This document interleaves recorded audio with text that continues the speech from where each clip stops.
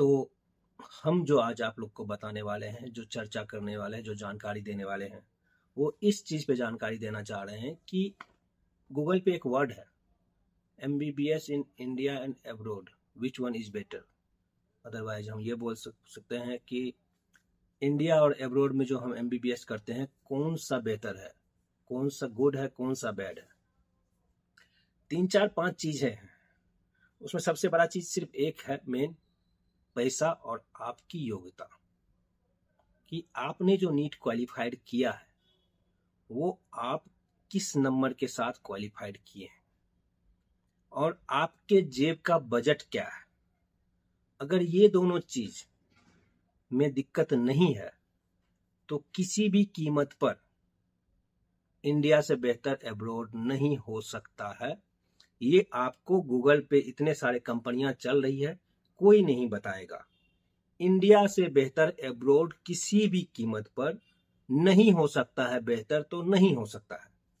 अब है क्या कि अगर हमारे यहाँ सीटें नहीं हैं उतने जितने हमारे बच्चे बैठ रहे हैं, 23 लाख 24 लाख बच्चे बैठते हैं, 12 लाख बच्चे पास करते हैं, तो इतने सीटें नहीं है हमारे यहाँ कि 12 लाख बच्चे को हम एडमिशन दे पाए। तो क्या किया जाए?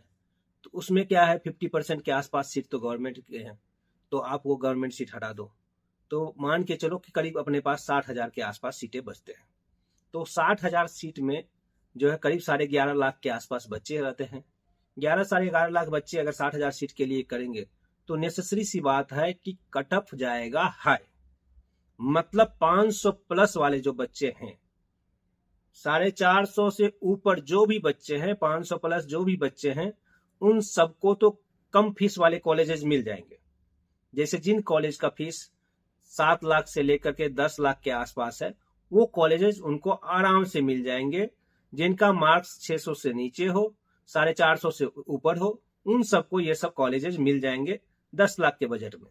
लेकिन जिनका नंबर नहीं आ पा रहा है, जिनको उस तरह से नंबर, जो जस्ट क्वालिफाइड हैं या फिर 300, 350, 400 तक नंबर लाए हैं, उनको उस बजट के कॉलेजेस नहीं मिल पाएंगे। अगर वो उस स्टेट के हैं तो स्टेट प्रेफरेंस पे कुछ ना कुछ हो सकता है, लेकिन अगर उस स्टेट के नहीं हो गए, अदर स्टेट के हैं, तो नहीं मिल पाएंगे इंडिया में।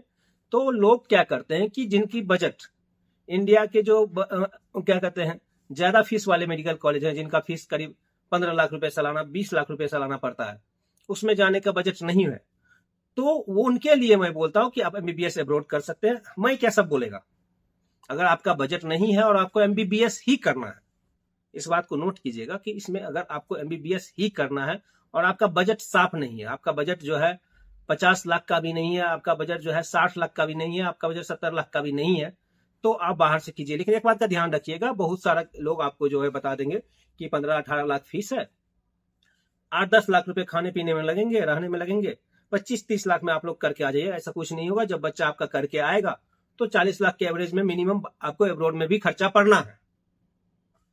तो 40 लाख के अब्रॉड में खर्चा पड़ना है, समय जाएगा कम से कम 6 साल का पढ़ाई और 1 साल का मिनिमम इंटर्नशिप, 7 साल का पढ़ाई आपका रहेगा एमबीबीएस का अब्रॉड में। इंडिया में आपका पढ़ाई रहेगा 4.5 साल का पढ़ाई और 1 साल का इंटर्नशिप, और यहाँ के इंटर्नशिप करने के बाद आपको दोबारा से फिर से इंटर्नशिप देने की जरूरत है नहीं, तो वो आपका वैलिड रहेगा। मतलब टोटल पढ़ाई 4.5 साल का ही है। इंटर्नशिप में इंडिया में जब इंटर्नशिप कीजिएगा तो आपको पैसे भी मिलते हैं, अब्रॉड में कुछ एक कॉलेज देते हैं, बाकी लगभग नहीं के बराबर देते हैं, तो उसकी कोई बात ही नहीं है। तो ये 7 साल की वहां पे पढ़ाई करने के बाद आप यहाँ पे नेक्स्ट दीजिएगा, उसके बाद आपको फिर से 1 साल का इंटर्नशिप। मतलब अगर आप विदेश से कहीं से भी कुछ करके आइएगा तो आपको मिनिमम 8 साल की पढ़ाई होगी। अगर आप 8 साल की मिनिमम पढ़ाई के साथ आगे बढ़ना चाहते हैं तो अब्रॉड जा सकते हैं। इंफ्रास्ट्रक्चर इंडिया के बहुत सारे प्राइवेट मेडिकल कॉलेज से अच्छे होंगे। मेडिकल फैकल्टी जो इंडिया के हैं उससे अच्छे नहीं मिल पाएंगे आपको, उसके लेवल के रहेंगे, थोड़े से नीचे रहेंगे, लेकिन उससे जो अच्छे आप सोचिएगा कि आप हम जाकर रसिया में पढ़ाई करेंगे, कजाकिस्तान, किर्गिस्तान, उज्बेकिस्तान, इन सब कंट्री में पढ़ाई करेंगे, तो वो इंडिया के लेवल का पढ़ाई देगा, वो नहीं देगा। आप उसके लिए यूएस जाइए, यूके जाइए, US, UK, New Zealand, Australia, Canada, इन सब देश में जाइएगा तो आपको यहां से थोड़ा सा बेहतरीन पढ़ाई मिलेगी, लेकिन उसका बजट भी जाएगा 2 करोड़, 2.5 करोड़, 3 करोड़, तो इंडिया में क्यों नहीं पढ़े।